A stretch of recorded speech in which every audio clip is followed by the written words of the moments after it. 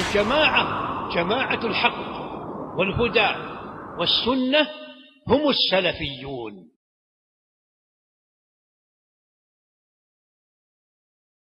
إن الحمد لله نحمده ونستعينه ونستغفره ونعوذ بالله من شرور أنفسنا ومن سيئات أعمالنا، من يهده الله فلا مضل له ومن يضلله فلا هادي له، وأشهد أن لا إله إلا الله وحده لا شريك له، وأشهد أن محمدا عبده ورسوله. يا أيها الذين آمنوا اتقوا الله حق تقاته ولا تموتن إلا وأنتم مسلمون. يا أيها الناس اتقوا ربكم الذي خلقكم من نفس واحدة وخلق منها زوجها وبث منهما رجالا كثيرا ونساء، واتقوا الله الذي تساءلون به والأرحام إن الله كان عليكم رقيبا. يا أيها الذين آمنوا اتقوا الله وقولوا قولا سديدا يصلح لكم أعمالكم ويغفر لكم ذنوبكم، ومن يطع الله ورسوله فقد فاز فوزا عظيما. أما بعد، فإن خير الحديث كتاب الله، وخير الهدي هدي محمد صلى الله عليه وسلم، وشر الأمور محدثاتها، وكل محدثة بدعة، وكل بدعة ضلالة، وكل ضلالة في النار. فأعوذ بالله السميع العليم من الشيطان الرجيم. إن عدة الشهور عند الله 12 شهرا في كتاب الله يوم خلق السماوات والأرض منها 4 حرم فلا تظلموا فيهن أنفسكم. تمام تعریف اللہ سبحانہ و تعالیٰ کے لیے ہے جس نے ہم سب کو اس کی عبادت اور بندگی کے لیے پیدا کیا، اور نبی اکرم صلی اللہ علیہ وسلم پر درود و سلام نازل ہو، صلوات اللہ وسلامہ وبرکاتہ علیہ۔ حاضرین جمعہ، اللہ سبحانہ و تعالیٰ نے قرآن کریم میں اس آیت کریمہ کو ارشاد فرمایا جو ہم سب جانتے ہیں، ان عدت الشہور عند اللہ 12 شہرا، بے شک اللہ کے نزدیک مہینوں کی تعداد 12 ہے، منہا 4 حرم، ان میں سے 4 مہینے احترام والے ہیں، فلا تظلموا فیہن انفسکم، بالخصوص اے لوگوں ان 4 مہینوں میں اپنے آپ پر ظلم نہ کرو، گناہ نہ کرو۔ گناہ کو قرآن ظلم سے تعبیر کرتا ہے کہ انسان اپنے آپ پہ ظلم کرتا ہے، کیونکہ گناہ کا نقصان اسی کو اٹھانا ہے، دنیا میں بھی اٹھاتا ہے، آخرت میں بھی اٹھائے گا، اس لیے گناہ کو اپنے نفس پہ ظلم قرار دیا گیا ہے۔ قرآن کہتا ہے فَلَا تَظْلِمُوا فِيهِنَّ أَنفُسَكُمْ، اے لوگوں اپنے آپ پہ ظلم نہ کرو۔ اپنے آپ پہ ظلم کون کرے گا؟ اپنے آپ کو کون ذبح کرے گا؟ اپنے آپ کو کون مارے گا؟ جو ظلم کا ظاہری معنی ہے وہ معنی مراد نہیں ہے۔ فَلَا تَظْلِمُوا فِيهِنَّ أَنفُسَكُمْ، ظلم سے مراد گناہ ہے۔ ان 4 مہینوں میں خاص طور پہ گناہوں سے بچو۔ اللہ سبحانہ و تعالیٰ نے ہم سب کو حکم دیا۔ یہ 4 حرمت والے مہینے ہیں جن کا تذکرہ پیارے رسول نے کیا حدیث میں، اسی لیے حدیث کے بغیر قرآن مجید کو سمجھنا ممکن نہیں ہے۔ اللہ سبحانہ و تعالیٰ کہتا منہا 4 حرم، 4 مہینے احترام والے ہیں، لیکن پورے قرآن میں کہیں ان کا تذکرہ نہیں ہے۔ کون سے احترام والے مہینے ہیں وہ؟ پورا قرآن خاموش ہے اس سے۔ حدیث میں پیارے رسول نے کہا منہا 4 حرم سے مراد، صحیح بخاری کی حدیث ابو بکرہ رضی اللہ تعالیٰ عنہ کہتے ہیں پیارے رسول نے فرمایا علیہ الصلاۃ والسلام السنۃ 12 شہرا منہا 4 حرم 3 متوالیات ذو القعدۃ ذو الحجہ ومحرم ورجب مضر الذی بین جمادہ وشعبان۔ صحیح بخاری کی حدیث حضرت ابو بکرہ کہتے ہیں رضی اللہ عنہ، اللہ کے نبی نے فرمایا سال کے 12 مہینے ہیں، ان میں 4 محترم ہیں، ذو القعدہ، ذو الحجہ، محرم، اور چوتھا آپ نے کہا رجب جو جماد الآخرہ اور شعبان کے بیچ میں آتا ہے۔ یہ 4 مہینے محترم حدیث نے اس کی وضاحت کی، اور ان 4 مہینوں میں مومن کو خصوصی طور پر اپنے آپ پر ظلم نہیں کرنا چاہیے، گناہ نہیں کرنا چاہیے۔ امام قتادہ رحمۃ اللہ علیہ کہتے ہیں اس آیت کی تفسیر میں ان 4 مہینوں میں جو گناہ ہوتا ہے اس کی سختی زیادہ ہوتی ہے عام مہینوں میں گناہ کے مقابلے میں، کیونکہ یہ محترم زمان ہے، احترام کے قابل مہینے ہیں، ان کا تقدس ہے۔ اللہ تبارک و تعالیٰ نے کچھ اوقات کو محترم قرار دیا ہے، کچھ جگہوں کو محترم قرار دیا ہے۔ تجارت حلال ہے لیکن مسجد کے باہر، مسجد کے اندر تجارت حلال نہیں ہے، کیونکہ اس جگہ کا ایک تقدس ہے، یہاں تجارت جائز نہیں ہے. اسی طرح حرام ہے ظلم کرنا، خاص طور پر ان 4 مہینوں میں اللہ نے انہیں کہا منہ اربعۃ حرم، 4 مہینے احترام والے ہیں، ان کا احترام کرنا چاہیے، خاص طور پر اپنے آپ کو گناہوں سے بچانا چاہیے. لیکن افسوس کی بات یہ ہے کہ اسلامی کیلنڈر اور اسلامی مہینوں سے کون واقف ہے؟ الا ماشاء اللہ. بہت کم لوگ ہیں جو جانتے ہیں اسلامی کیلنڈر کے 12 مہینے اور چاند نظر آیا اور مہینہ شروع ہو گیا. کتنے لوگ جانتے ہیں؟ اس کا مطلب یہ وہ آیت کریمہ ہے جس آیت کریمہ پر بڑی تعداد ایسی ہے ہم لوگوں کی جو عمل نہیں کرتی. یہ وہ حکم الہی ہے جس کو پامال کیا جاتا ہے. سماج اور معاشرے میں نہ ماں باپ کو پتا ہے نہ اولاد کو پتا ہے کہ کون سا مہینہ چل رہا ہے. جب مہینہ ہی نہیں پتا، احترام کون کرے گا؟ اس کا تقدس کا خیال کون کرے گا؟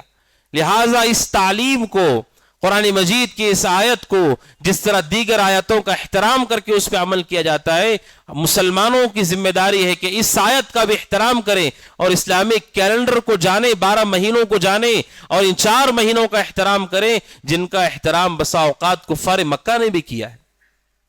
اسی لیے اللہ کے نبی نے کہا رجب مضر، مضر قبیلے کا رجب. آپ نے صرف یہ نہیں کہا رجب مہینہ، جو مضر قبیلے کا رجب ہے.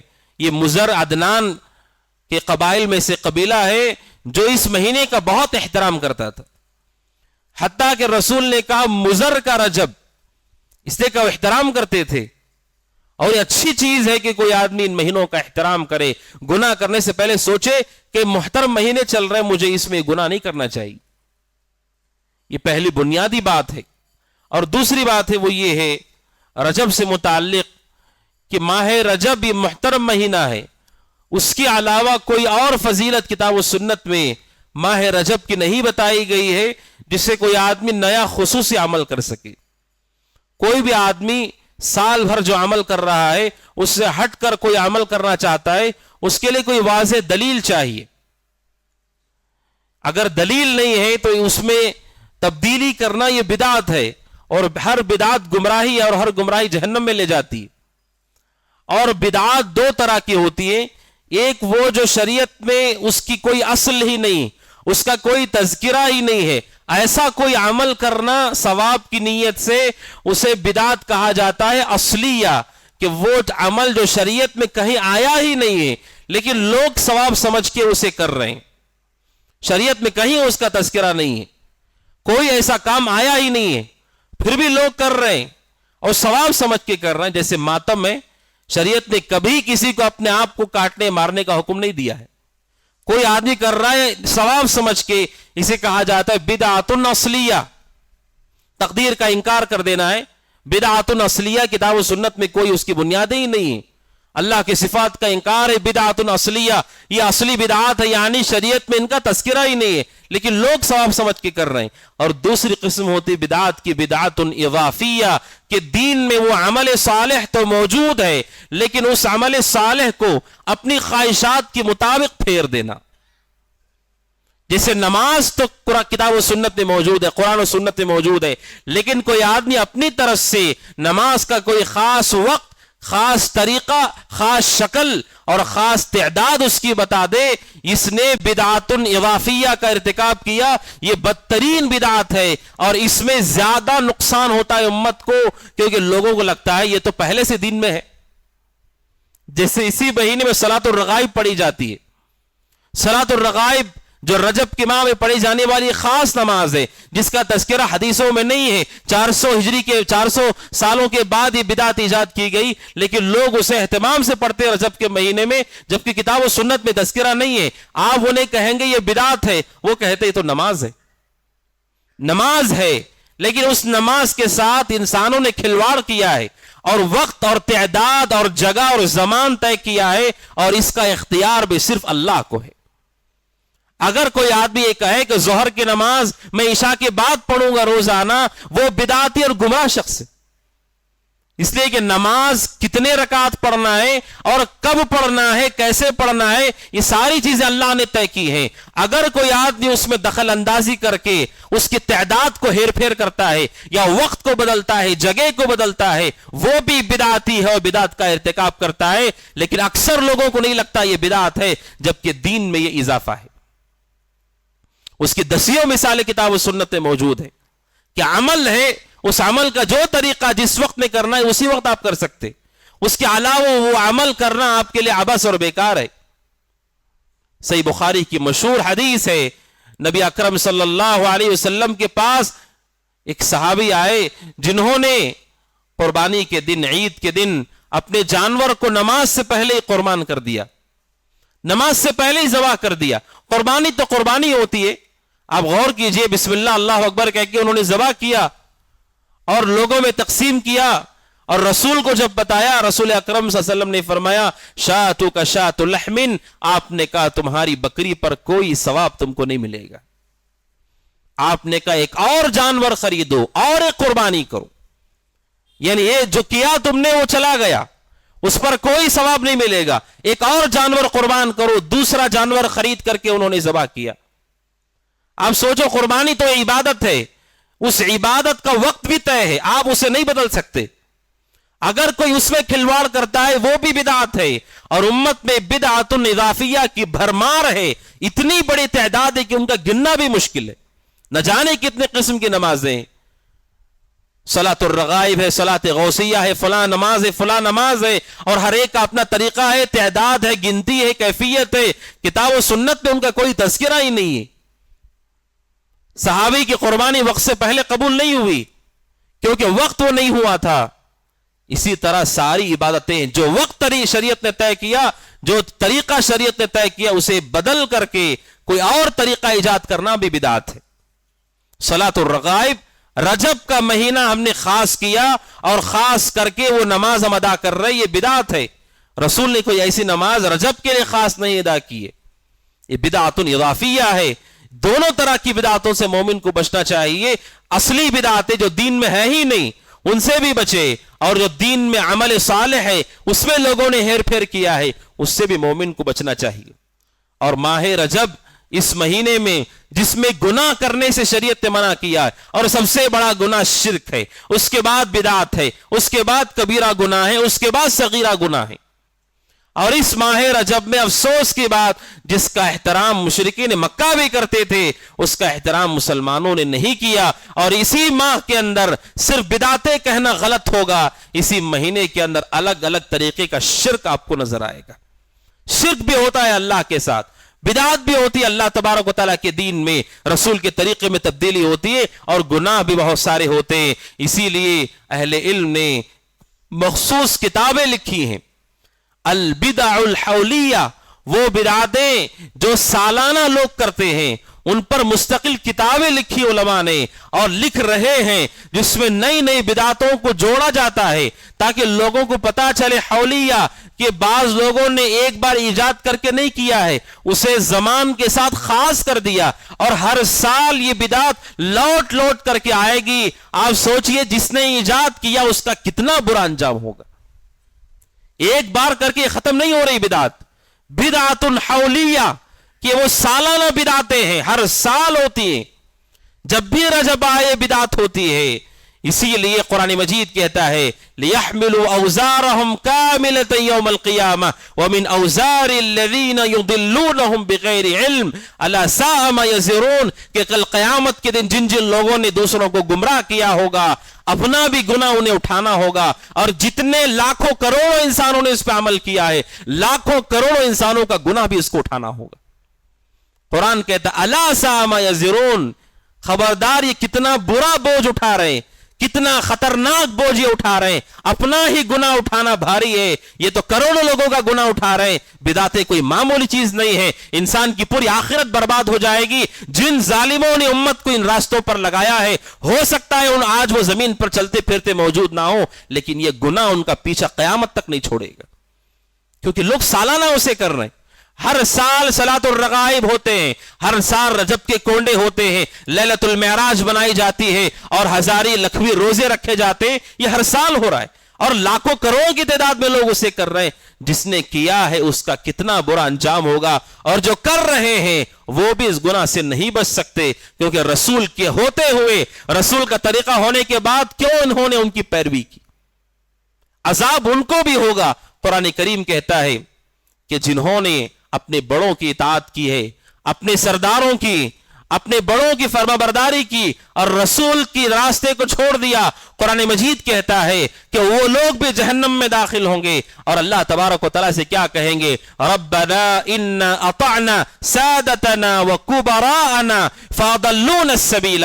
اللہ تبارک و تعالیٰ، اے ہمارے رب، ہم نے ہمارے بڑوں کی، سرداروں کی اطاعت کی، فاضلونا السبیل، انہوں نے تیرے راستے سے ہمیں گمراہ کر دیا۔ ربنا وآتهم ضعفین من العذاب والعنہم لعنا کبیرا، اے اللہ ہمارے بڑوں پر تو دگنا عذاب نازل کر اور انہیں ان پر بڑی لعنت فرما۔ لیکن قرآن کہتا ہے وہ لوگ بھی دھتکارے ہوئے ہوں گے جو پیروی کر رہے ہیں، وہ بھی جہنم کی آگ میں جائیں گے۔ ایسا نہیں کہ وہ بچ جائیں گے، جب رسول کا طریقہ تھا پھر کیوں پیروی کی ان کی؟ جنہوں نے گمراہ کیا وہ بھی جہنم میں جائیں گے، اور جنہوں نے پیروی کی ان کے پاس کیا عذر ہے؟ رسول کا طریقہ ہونے کے بعد کیوں پیروی کی ان کی؟ وہ بھی نہیں بچیں گے۔ لہذا مومن کو چاہیے سادتنا و کبراءنا، اپنے سرداروں اور بڑوں کی اطاعت کے بجائے اللہ اس کے رسول کی اطاعت کرو۔ ہمارے بڑے بزرگ اگر وہ غلطی کر کے دنیا سے گئے، اس غلطی میں ان کی پیروی کیسے ہو سکتی ہے؟ کتنے ایسے ہیں جنہوں نے خودکشی کر لی اور اولاد ان کی زندہ ہے، کیا وہ ان کے راستے پہ چل کے خودکشی کریں گے؟ جبکہ وہ ان کے بڑے تھے، باپ دادا تھے، کسی نے کسی کا قتل کر دیا اور وہ بھی مارے گئے، کیا ان کی پیروی کرتے ہوئے لوگ کہیں گے ہمارے باپ دادا تھے ہم بھی قتل کریں گے؟ جب کبیرہ گناہوں میں ان کی اتباع نہیں کرتے، پھر کیوں بدعات میں ان کی اتباع کرتے ہو؟ پھر کیوں گناہ میں ان کی اتباع کرتے ہو؟ یہ بھی گمراہی ہے، وہ بھی گمراہی ہے۔ ایک گناہ کو پہچان رہے، ایک گناہ کو نہیں پہچان رہے، جبکہ بدعات اس سے بھی بڑا گناہ ہے۔ قتل، چوری اور زناکاری سے بڑھ کر کے یہ گناہ ہے، جس کے بارے میں پیارے رسول نے کہا کل محدثۃ بدعہ وکل بدعۃ ضلالہ وکل ضلالۃ فی النار۔ اس ماہ رجب کے اندر یہ خاص جو گناہ کیا جاتا ہے وہ یہ جو خاص بدعات کی جاتی ہے، اس میں اللہ کے ساتھ شرک پایا جاتا ہے، وہ غیر اللہ کی نذر و نیاز اور قربانیاں ہیں۔ 22 رجب کے کونڈے اور جعفر صادق رحمت اللہ علیہ کی نیاز اور اس کے لیے جو کھانا بنایا جاتا ہے، شریعت اسلامیہ میں اس کی کوئی اصل نہیں ہے، کتاب و سنت میں اس کی کوئی تعلیم نہیں، یہ خالص دین نے اضافہ ہے جس میں کوئی شک و شبہ نہیں ہے۔ جعفر صادق رحمت اللہ علیہ کی طرف اسے منسوب کیا گیا اور رجب کے کونڈوں کے نام پر اس کا اہتمام کیا جاتا ہے، نیاز کی جاتی ہے، جبکہ نذر و نیاز صرف اللہ تبارک و تعالیٰ کے لیے۔ نذر و نیاز ایک عبادت ہے اور عبادت صرف اللہ کے لیے ہے، قربانی ایک عبادت ہے، عبادت صرف اللہ کے لیے ہے۔ قرآن نے اسے حرام کر دیا کہ کوئی آدمی غیر اللہ کو پکارے یا غیر اللہ کے نام کی قربانی کرے یا نذر و نیاز کرے۔ سورہ مائدہ اللہ تبارک و تعالیٰ کہتا ہے حرمت علیکم المیتۃ والدم ولحم الخنزیر وما اہل لغیر اللہ بہ۔ اللہ تبارک و تعالیٰ کہتا ہے حرمت علیکم المیتہ، ہم نے تم پر حرام کر دیا ہے مردار جانور کو۔ حرمت علیکم المیتۃ والدم، بہتا ہوا خون حرام ہے، اسے استعمال نہیں کیا جا سکتا ہے۔ ولحم الخنزیر، اور خنزیر کا گوشت بھی ہم نے حرام کر دیا۔ وما اہل لغیر اللہ بہ، اور ہر وہ جانور ہم نے حرام کیا ہے جو غیر اللہ کے نام پر ذبح کیا جاتا ہے۔ غور کیجیے آیت پر، اللہ نے ابتدا کی مردار سے، خون سے، خنزیر کے گوشت سے۔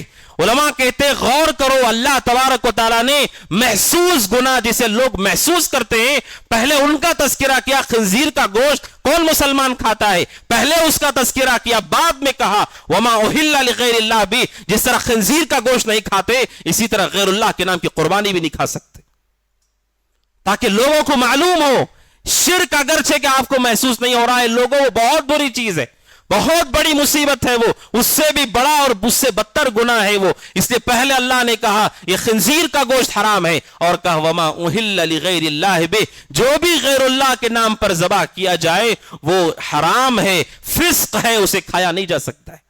جب کھایا نہیں جا سکتا ہے تو کیسے وہ کیا جا سکتا ہے، کیسے اس کا اہتمام کر سکتا ہے کوئی؟ لیکن بعض لوگ یہ کہتے ہیں کہ نہیں، ہم ان کا نام تو نہیں لیتے، اللہ کا نام لے کر کے ذبح کرتے ہیں۔ اسی آیت کریمہ میں اللہ نے اس کا بھی جواب دیا، آگے کہا وما ذبح علی النصب، اللہ کہتا ہے جو آستانوں پہ ذبح کیا جاتا ہے وہ بھی تم پر حرام ہے۔ غیر اللہ کا نام لے رہے ہو نہیں لے رہے ہو نہیں. وما ذبح علی النصب، نصب جاہلیت میں بڑے بڑے پتھر ہوتے تھے، ان پتھروں پر مشرکین جانور کو ذبح کر کے اس کا خون اس پر لگا کر کے ملتے تھے اس کو. اللہ تبارک و تعالیٰ کہتا ہے جو بھی آستانہ ہو وہاں پر اگر اسے ذبح کیا جاتا ہے جو غیر اللہ کی طرف منسوب ہے وہ بھی ہمارے اوپر حرام.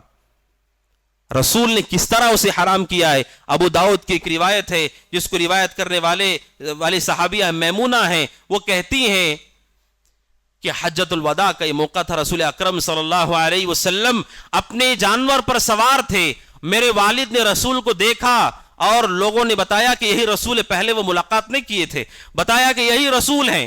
کہتے ہیں کہ وہ ملنے کے لیے گئے تو بہت سارے لوگ رسول سے ملنے کے لیے آ رہے تھے جس سے بہت زیادہ شور ہو رہا تھا. وہ سیدھے رسول کے قریب گئے اور جا کر کے رسول کا قدم پکڑ لیا تاکہ رسول ان کو دیکھیں، ان کی طرف متوجہ ہوں، اس لیے کہ بہت سارے لوگ انہیں ملنے کے لیے آ رہے تھے.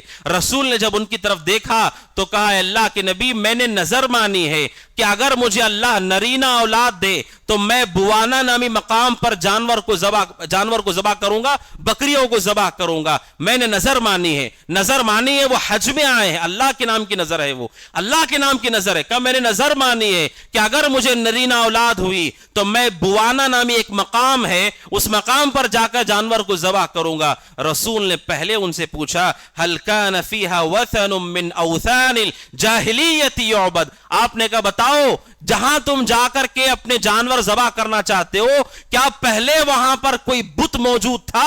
کیا وہاں پر کوئی بت رکھا ہوا تھا؟ رسول نے بتایا کہ اگر وہاں پر بت رکھا ہوا ہے تو اللہ کے نام کی ہی قربانی وہاں جائز نہیں.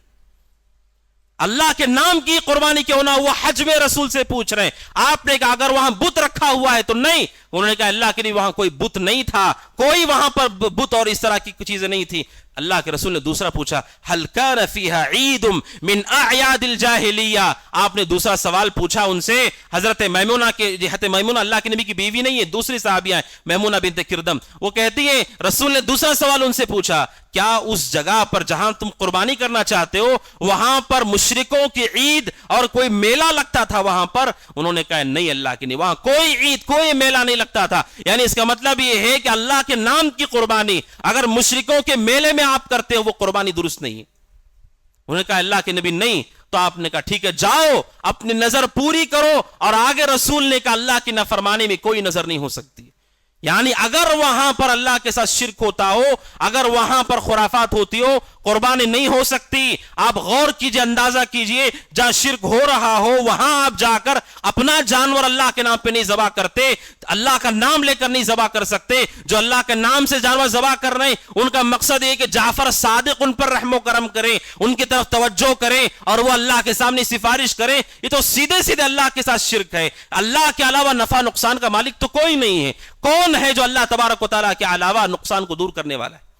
قرآن مجید کہتا ہے اِيَمْسَسْكَ اللَّهُ بِضُرٍّ فَلَا كَاشِفَ لَهُ إِلَّا هُ. قرآن کہتا ہے نبی اگر آپ کو بھی اللہ مصیبت میں پکڑ لے فَلَا كَاشِفَ لَهُ إِلَّا هُ، اس مصیبت کو اللہ کے سوا کوئی دور نہیں کر سکتا. اگر رسول کو بھی اللہ مصیبت میں پکڑ لے اللہ تبارک و تعالیٰ کہتا ہے میرے علاوہ اس مصیبت کو کوئی دور نہیں کر سکتا. کہ اللہ تبارک و تعالیٰ کے علاوہ کسی اور کا تقرب کہ وہ رحم و کرم کرے، وہ اللہ کے سامنے سفارش کرے جبکہ وہ دنیا سے رخصت ہو چکے. نفع نقصان کا مالک اللہ ہے. کیسے یہ جائز ہو سکتا ہے جب اللہ کا نام لے کر مشرکوں کی جگہ پہ قربانی نہیں ہو سکتی تو غیر اللہ کو راضی کرنے کے لیے کیسے کوئی آدمی قربانی کر سکتا ہے؟ لہٰذا میرے بھائیوں یہ اللہ تبارک و تعالیٰ کا بدعت ہے، یہ دین میں اضافہ ہے. اور اگر کوئی غیر اللہ کو پکارتا ہے، ان کا تقرب چاہتا ہے اور وہ یہ چاہتا ہے کہ اس کی مصیبت دور کر دیں، یہ اللہ کے ساتھ شرک ہے. اسی لیے اللہ تبارک و تعالیٰ کہتے اَمَّن يُجِيبُ الْمُضْطَرَّ إِذَا دَعَاهُ وَيَكْشِفُ السُّوءَ. اللہ تبارک و تعالیٰ کہتا کون ہے وہ جو مضطر، جو مجبوریوں میں پھنسے ہوئے لوگوں کی پکار کو سنتا ہے. وَيَكْشِفُ السُّوءَ، اور کون ہے جو مصیبتوں کو دور کرتا ہے.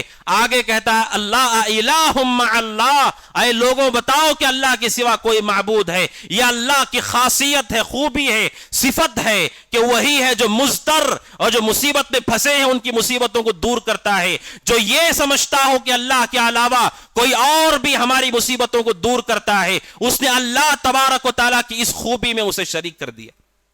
اللہ کہتا ہے میرے علاوہ کون ہے؟ الہ مع اللہ، کیا کوئی ہے معبود جو میرے علاوہ مصیبتوں کو دور کر سکتا ہو؟ جس نے اللہ کے علاوہ کسی اور کے بارے میں عقیدہ رکھا، اس نے یہ خوبی اللہ کی اس کو دے دی، جبکہ اللہ کہتا ہے میرے علاوہ کوئی معبود برحق نہیں اور میں ہی ہوں جو مصیبتوں کو دور کرتا ہوں۔ لہٰذا میرے بھائیوں، یہ بدعتیں، علماء نے کہا برید الکفر، یہ کفر کا راستہ ہے۔ بدعتیں یہ آسان چیز نہیں ہے، انسان بدعت کرتے کرتے شرک میں کب جائے گا معلوم ہی نہیں پڑے گا۔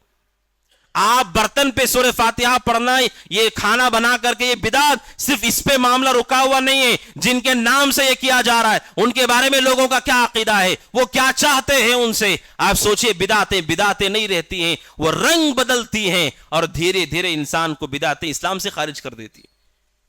اسی لیے ان گناہوں سے، اس بدعت کی خطرناکی اور سنگینی سے مومن کو چوکنا ہونا چاہیے۔ اسی طرح اس مہینے کی بدعت میں سے ایک بدعت یہ 27 رجب کو جو رات ہوتی ہے، لوگ اسے لیلۃ المعراج، شب معراج کے طور پر مناتے ہیں، جبکہ کتاب و سنت میں اس کی کوئی صراحت نہیں ہے کہ رسول کو معراج کون سے ماہ میں کرائی گئی، کون سی تاریخ کو کرائی گئی، اس کی کوئی صراحت نہیں۔ سبحان الذی اسری بعبدہ لیلا من المسجد الحرام الی المسجد الاقصی، اللہ کہتا ہے بابرکت ہے وہ ذات جس نے اپنے بندے کو بعبدہ لیلا من المسجد الحرام، مسجد حرام سے مسجد اقصی کی سیر کرائی رات کے وقت، لیکن وہ کون سی رات ہے قرآن نے اسے بیان نہیں کیا ہے۔ اب اسے کوئی خاص تعین کرتا ہے، اس کی کیا دلیل ہے؟ حافظ ابن حجر رحمۃ اللہ علیہ نے فتح الباری میں، جو کہ صحیح بخاری کی سب سے عظیم شرح ہے، اس میں انہوں نے نقل کیا ہے کہ شب معراج کی وہ کون سی رات ہے؟ علماء میں شدید اختلاف ہے، 10 کے قریب اقوال ہے علماء کے۔ بعض نے کہا ربیع الاول میں ہوئی، بعض نے کہا رجب میں ہوئی، بعض نے کہا رمضان میں ہوئی۔ 10 سے زیادہ علماء کے موقف ہے امت کے اندر جو یہ کہتے ہیں کہ مختلف ماہ، ہر ایک کا یہ دعویٰ ہے کہ اس مہینے میں یہ شب معراج ہوئی ہے۔ اس اختلاف سے جو بات ہمیں پتہ چلتی ہے وہ یہ ہے قرآن حدیث میں اس کا کوئی ذکر نہیں۔ اگر قرآن حدیث میں اس کا ذکر ہوتا پھر امت کے علماء 10 اقوال ہیں ان کے کہ کون سے مہینے میں اتنا اختلاف کیسے ہوتا؟ اس کا مطلب کتاب و سنت میں اس کا کوئی تذکرہ نہیں ہے کہ شب معراج کب کرائی گئی ہے، یہ لوگوں نے اپنی طرف سے خاص کر دیا ہے۔ اور جب اقوال کو، دلائل کو گہرائی سے دیکھا جاتا ہے، واللہ اعلم جو زیادہ مضبوط بات نظر آتی ہے وہ یہ ہے کہ شب معراج رجب میں نہیں ربیع الاول میں کرائی گئی ہے۔ علماء کے اقوال اور دلائل کو غور کرنے سے پتا چلتا ہے کہ زیادہ 10 میں سے زیادہ طاقتور بات یہ ہے کہ وہ رسول کو معراج ربیع الاول میں کرائی گئی، رجب نہیں کرائی گئی۔ اگر مان لیا جائے رجب میں ہی رسول کو معراج کرائی گئی تو آپ سوچئے معراج ہوئی مکہ میں اور رسول مدینہ میں 10 سال تک زندہ تھے اور آپ نے 10 سال میں کبھی شب معراج نہیں بنائی، یہ کافی ہمارے لیے، یہ ہمارے لیے کافی ہے۔ اگر اس رات میں عبادت کرنا ثواب ہے اور نیکی اور اچھائی ہے، 10 سال تک رسول مدینہ میں موجود رہے، معراج مکہ میں ہوئی تھی، لیکن آپ نے کبھی کسی سال شب معراج نہ آپ جاگے، نہ اپنے صحابہ کو حکم دیا، نہ آپ نے چراغاں کیا، نہ آپ نے روشن کی، نہ آپ نے جلوس نکالا۔ جب رسول نے نہیں کیا تو قرآن مجید کہتا ہے یا ایھا الذین آمنوا لا تقدموا بین یدی اللہ ورسولہ، اللہ ایمان والوں اللہ اس کے رسول سے آگے نہیں بڑھو، اللہ اس کے رسول سے آگے مت جاؤ، اللہ اس کے رسول سے پیچھے رہو، ان کی اتباع اور اتباع ہے، اقتداء ہے، ان سے آگے مت بڑھو۔ جب رسول نے 10 سال تک اس کا اہتمام نہیں کیا، دین اسلام میں کوئی شب معراج نہیں ہے، اور اس میں جو خرافات، جو مشکلیں، جو مصیبتیں بہت زیادہ ہیں۔ جو براق ہے، آپ نے دیکھا ہوگا کہ براق کو جس جانور پر رسول نے سواری کی اور آپ مکہ سے بیت المقدس گئے، مسجد اقصی کو گئے، جس کے صفات احادیث میں مذکور ہیں کہ بہت تیز وہ جانور تھا، بہت تیز وہ جانور تھا۔ رسول اکرم صلی اللہ علیہ وسلم جس جانور پہ گئے لوگوں نے اس کی بھی شبیہ بنائی ہے، اس کی بھی شبیہ بنائی ہے، اور اسے، اس کا جسم گھوڑے کا اور اس کی جو صورت ہے وہ عورت کی، نعوذ باللہ۔ آپ سوچئے کہ جس براق کو صحابہ نے بھی نہیں دیکھا لیکن آج کے خرافات کرنے والوں نے اس کی بھی شبیہ بنا دی۔ صحابی نے نہیں دیکھا، کسی صحابی نے نہیں دیکھا کہ براق کیسے دکھتا ہے، اور لوگوں نے اس کی بھی شبیہ بنا دی کہ جانور کا جسم ہے اور شکل عورت کی جیسی، نعوذ باللہ۔ یہ تصویر کشی کی بدترین شکل ہے، اسلام میں جو تصویر کشی کو حرام کیا گیا ہے اس کی سب سے بری شکل یہ ہے کہ کوئی آدمی تراش کر کے کوئی مورت بنائے، کوئی مجسمہ بنائے جس کا سایہ پڑتا ہو، یہ سب سے بدترین شکل ہے۔ اس کے بعد اگر کوئی آدمی تراشتا نہ ہو، عام کسی چیزوں سے وہ بنائے جس کا سایہ زمین پر پڑتا ہو، یہ تصویر حرام ہے، امت کے کسی عالم نے اسے جائز نہیں کہا ہے۔ آپ جو سنتے ہیں بخاری کی حدیث ہے، پیر رسول نے کہا علیہ الصلوۃ والسلام کہ کل قیامت کے دن اشد الناس عذابا، جنہیں سب سے سخت عذاب ہوگا وہ لوگ المصورین، جنہوں نے تصویریں بنائی ہوں گی دنیا کے اندر، اور تصویر بنانے کی سب سے خطرناک شکل یہ ہے کہ کوئی آدمی اسے اپنے ہاتھوں سے بنائے جس سے اس کا سایہ پڑتا ہو، جیسے بت ہے غیر اللہ کی پرستش ہوتی ہے اسی طرح اس کا بھی سایہ ہے، یا دیواروں پر کسی کاغذ پر اپنے ہاتھوں سے محنت کر کے کوئی مجسمہ یا تصویر انسان ذی روح کی بنائے، یہ تصویر حرام ہے، اور پیارے رسول نے کہا انہیں سب سے سخت عذاب ہوگا، کیونکہ یہ اللہ تبارک و تعالیٰ کی تخلیق کی مشابہت ہے۔ اللہ ہے جس نے انسانوں کے چہرے کو، جسم کو، ہاتھ اور پیر کو بنایا ہے، یہ کوئی آدمی اپنے قلم سے یا اپنے ہاتھوں سے سامان لے کر کے کوئی چیز ایسی بناتا ہے جو ذی روح ہے، اس نے اللہ تبارک و تعالیٰ کی تخلیق کی مشابہت کی، قیامت کی سب سے سخت عذاب ان لوگوں کو ہوگا۔ اسی لیے پیارے رسول نے کہا، بخاری کی حدیث میں ہے، کل قیامت کی اللہ تبارک و تعالیٰ ان سے کہے گا احیوا ما خلقتم، جو تم نے تصویریں بنائی ہیں زندہ کرو ان تصویروں کو، زندہ کرو انہیں جنہیں تم نے اپنے ہاتھوں سے بنایا ہے، اور اپنے صلاحیتوں کو لگا، لوگ اسے کہتے ہیں یہ آرٹ ہے، یہ بھی صلاحیت اور قابلیت ہے، شریعت کہتی ہے کبیرہ گناہوں میں سے ہے اور شرک کا راستہ ہے کہ اسے معمولی کوئی نہ سمجھے۔ یہ جو شبیہ بنائی جاتی ہے، لوگ اللہ کے سوا اس کی پرستش کرتے ہیں، ویسا ہی سلوک اس کے ساتھ کرتے ہیں جیسے بت کے ساتھ کیا جاتا ہے۔ کیا آپ نے نہیں دیکھا جب وہ گھوڑے کی شبیہ نکالی جاتی ہے یا کسی اور چیز کی شبیہ نکالی جاتی ہے، امام حسین کے ہاتھ کی شبیہ نکالی جاتی ہے، جب کیا کرتے ہیں لوگ؟ کیا لوگ اسے صرف دیکھتے ہیں یا اس کے ساتھ وہی سلوک کرتے ہیں جو بتوں کے ساتھ کرتے ہیں؟ اسی لیے علماء نے کہا کہ چونکہ یہ مجسمے بنانا یہ بہت بڑا راستہ ہے شرک کے لیے، شریعت نے اسے حرام کر دیا ہے۔ اور سنن ترمذی کی ایک حدیث ہے جو ابو ہریرہ رضی اللہ عنہ سے روایت ہے، نبی اکرم صلی اللہ علیہ وسلم نے فرمایا تخرج عنق من النار، کل قیامت کے دن جہنم سے گردن باہر نکلے گی، جہنم سے گردن باہر نکلے گی۔ آپ نے کہا لہو عینان، اس کی دو آنکھیں ہوں گی اور اس کی زبان ہوگی، اس کے کان ہوں گے، جہنم سے گردن باہر نکلے گی۔ اور کہا بعض اہل علم نے اس کا مطلب یہ ہے کہ آگ انسان کے سامنے گردن کی شکل اختیار کر جائے گی جو جہنم کی آگ ہے۔ آپ تصور کیجئے کہ اگر آگ سے بنی ہوئی کوئی گردن انسانوں کے سامنے کھڑی ہو، جس کی آنکھ بھی ہو، کان بھی ہو، زبان بھی ہو، یا گردن جہنم سے باہر نکلے گی، پیر رسول نے کہا جس کی آنکھیں بھی ہوں گی، جس کے کان بھی ہوں گے اور زبان بھی ہوگی، اور وہ گردن پورے لوگوں کے سامنے چیخ کر کے کہے گی وکلت بثلاثہ، اللہ نے مجھے 3 لوگوں پر مسلط کیا ہے، 3 لوگوں کو عذاب دینے کے لیے اللہ نے مجھے مسلط کیا ہے، بکل جبار عنید، ہر وہ ظالم جس نے حدوں کو پار کر دیا اس سرکشی میں، اللہ نے مجھے اس پر مسلط کیا ہے، وَكُلِّ مَنْ دَعَا مَعَ اللَّهِ إِلَٰهًا آخَرَ، جنہوں نے اللہ کو چھوڑ کر دنیا میں کسی کو بھی پکارا ہوگا اللہ نے مجھے اس پر مسلط کیا ہے، وَبِالْمُصَوِّرِينَ، اور ان لوگوں پر اللہ نے ان لوگوں پر مسلط کیا ہے جنہوں نے دنیا میں تصویریں بنائی ہوں گی، جنہوں نے دنیا میں تصویریں مجسمے بنائے ہوں گے، اپنے ہاتھوں سے تصویریں بنائی ہوں گی جو انسان کی محنت سے انسان بناتا ہے، اللہ نے مجھے ان پہ مسلط کیا ہے، اور وہ گردن ان 3 قسم کے لوگوں پہ مسلط ہوگی، اللہ کے ساتھ شرک کرنے والا، ظالم، اور اللہ تبارک و تعالیٰ کی مخلوق کو، اللہ تبارک و تعالیٰ کی مخلوق کو اپنے ہاتھوں سے بنانے والا۔ اللہ تبارک و تعالیٰ نے اس گردن کو اس پہ مسلط کیا ہے، آپ سوچیں کتنی بھیانک وہ کیفیت ہوگی، اور وہ گردن ہوگی، اور جہنم کا عذاب کتنا سخت ہوگا۔ اس لیے میرے بھائیوں، رجب میں ہونے والی مختلف بدعات ہیں، اسی طرح رجب کے مہینے میں خاص روزہ رکھتے ہیں لوگ، رجب کے ماہ کا روزہ، اور رجب کے ماہ میں خاص خصوصی قیام اور تہجد کی نماز ہے۔ کتاب و سنت میں رجب کے ماہ میں کوئی خاص روزہ نہیں ہے۔ لوگ کہتے ہیں کہ رجب جو ہے یہ شعبان یہ اللہ کا مہینہ، رجب رسول کہتے ہیں یہ میرا مہینہ ہے، ایسی کوئی بات رسول سے ثابت نہیں ہے، یہ جھوٹ ہے۔ نہ کوئی خاص روزہ رجب کا ہے، نہ کوئی خاص قیام رجب کا ہے۔ اور امت میں جو بڑی مصیبتیں ہیں وہ بڑی مصیبت جھوٹی اور موضوع حدیثوں کی مصیبت ہے۔ آپ جان لیں میرے بھائیوں، ہر حدیث جو رسول کی طرف نسبت کی جاتی ہے وہ صحیح نہیں ہوتی ہے، وہ صحیح نہیں ہوتی ہے۔ دشمنان اسلام نے اسلام میں داخل ہو کر کے رسول پہ جھوٹ بولا ہے، گمراہ لوگوں نے جھوٹ بولا ہے، لوگوں نے اپنے خواہشات کے لیے جھوٹ بولا ہے، مسلکوں کو بچانے کے لیے جھوٹ بولا گیا ہے۔ ہر حدیث اچھی نہیں ہوتی، ہر حدیث صحیح نہیں ہوتی ہے۔ اسی لیے آپ جانتے ہیں حضرت عثمان رضی اللہ عنہ کو جب قتل کر دیا گیا، جب ان کے گھر میں انہیں قتل کیا اور قتل کرنے والے خارجیوں نے جو اپنے آپ کو مسلمان کہتے تھے جب انہیں شہید کر دیا، اس کے بعد ابن سیرین رحمت اللہ علیہ کہتے ہیں فلما وقعت الفتنہ، جب یہ فتنہ امت میں ہو گیا، اس کے بعد کوئی بھی آدمی ہمارے پاس آ کر کے کہتا ہے کہ رسول نے یہ بات کہی، ہم کہتے ہیں سموا لنا رجالکم، بتاؤ تم نے یہ حدیث کس سے سنی ہے۔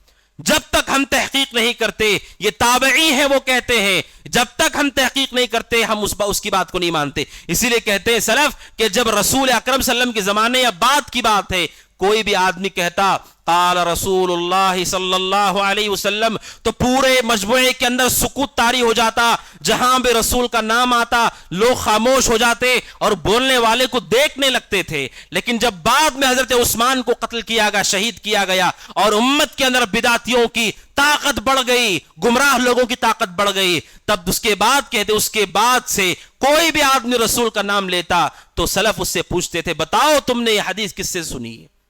جب تک حدیث کی تحقیق نہ ہو اس حدیث کو ماننا، اس پہ عمل کرنا ناجائز ہے، کیونکہ حدیثوں میں بھی حدیثیں موضوع بھی ہوتی ہے، جھوٹی بھی ہوتی ہے۔ مستقل حدیث کی کتابیں جس طرح صحیح بخاری حدیث کی کتاب ہے، جھوٹی حدیثوں پر بھی الگ کتابیں لکھی محدثین نے۔ الموضوعات دیکھیں ابن الجوزی رحمت اللہ علیہ کی، اور متعدد محدثین نے الگ کتابیں لکھی ہیں جن میں جھوٹی حدیثوں کو جمع کیا گیا ہے جو لوگوں نے بولی ہیں۔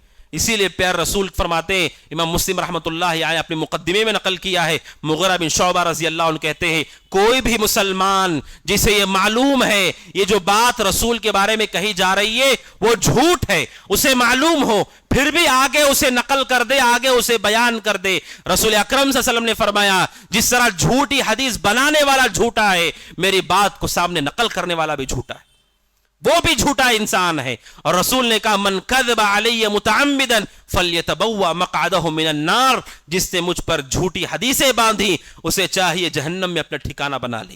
حدیثوں کی تحقیق کرو، کوئی بھی حدیث آ گئی سوشل میڈیا کا زمانہ، فارورڈ کرو، گروپوں کے اندر بھرمار جھوٹی حدیثوں کی، کوئی سر پیر نہیں، بلکہ ایسی بھی خیانت کرنے والے لوگ ہیں جھوٹی حدیث کے نیچے لکھتے ہیں صحیح بخاری، جھوٹی حدیث کے نیچے لکھتے ہیں صحیح بخاری۔ جب تک آپ کو تحقیق نہ ہو ان حدیثوں کو سامنے نقل مت کیجئے، کیونکہ یہ جھوٹ کو نقل کرنا ہے اور اس سے امت کی گمراہی کا بڑا خوف ہے۔ جھوٹ کوئی معمولی گناہ نہیں ہے، جھوٹ سے اللہ کا دین بدل جاتا ہے، اللہ تبارک و تعالیٰ کے احکامات میں تبدیلی آ جاتی ہے، دین جھوٹ سے پورے شہر میں آگ لگ جاتی ہے۔ جھوٹی خبر پھیل جائے، سوچے جھوٹے خبر سے لوگوں کی جانیں چلی جاتی، کیا کچھ ہو جاتا جھوٹی خبر کی وجہ سے، رشتے ٹوٹ جاتے، خاندان ٹوٹ جاتے جھوٹی خبروں سے۔ اللہ کے دین پر بھی اس کا اثر ہوتا ہے۔ جب لوگ رسول کے نام پر حدیثوں کو آگے نقل کر دیتے انہیں نہیں معلوم، لوگ اس پہ عمل کر رہے ہیں، لوگ اسے سنجیدگی سے لے رہے ہیں۔ کوئی لوگ ایسے بھی ہوتے ہیں جنہیں سوشل میڈیا کا استعمال کرنے کا طریقہ نہیں معلوم، بھولے بھالے لوگ ہیں، پرانے لوگ ہیں، جب وہ دیکھتے ہیں کہ موبائل پر کسی نے حدیث بھیجی ہے وہ اہتمام سے ایک ایک حرف اسے پڑھتے ہیں اور سمجھتے ہیں کسی نے بھیجا ہے تو صحیح ہوگا، اس پہ عمل بھی کر لیتے ہیں۔ دسیوں واقعات اس پہ دلیل ہے۔ لہٰذا میرے بھائیو جھوٹی حدیثوں کو سامنے منتقل نہ کریں، حدیثوں کی تحقیق کریں، جو صحیح اور ثابت شدہ حدیثیں ہیں انہیں نقل کریں۔ ماہ رجب کو جن بدعتوں سے گھیرا گیا ہے ان میں ایک بڑی وجہ جھوٹی حدیثیں ہیں، جس پر مستقل کتابیں لکھی، ابن حجر رحمت اللہ علیہ نے مستقل کتاب لکھی ہے اور بتایا ہے کہ ماہ رجب میں نہ کوئی خصوصی روزہ ہے، نہ کوئی خصوصی نماز ہے، اور کوئی خصوصی عمل اس رجب کے ماہ میں نہیں ہے، سوائے یہ کہ یہ محترم مہینہ ہے، اس میں میں ہر گناہ سے مومن کو بچنا چاہیے. اللہ تبارک و تعالیٰ سے دعا ہے کہ اللہ تبارک و تعالیٰ ہم سب کو آپ سب کو ہر کبیرہ صغیرہ گناہ سے، بدعت سے، شرک سے، کفر سے، نفاق سے محفوظ رکھے. اللہ تبارک و جب تک دنیا میں رکھے ایمان پر رکھے. اللہ تبارک و تعالیٰ ہمارے دلوں کو ہدایت دے اور ہدایت پر استقامت اختیار کرنے کی توفیق عطا فرمائے. اللہ سبحانہ وتعالی ہمارے دلوں کو قرآن مجید کے نور سے، اس کی بہاروں سے بھر دے. اللہ تبارک و تعالی ہماری زبان پر اس کے ذکر کو جاری کرے. اس کے اللہ تبارک و تعالی ہمارے دلوں میں پہاڑوں کی طرح مضبوط راسخ ایمان پیدا فرمائے.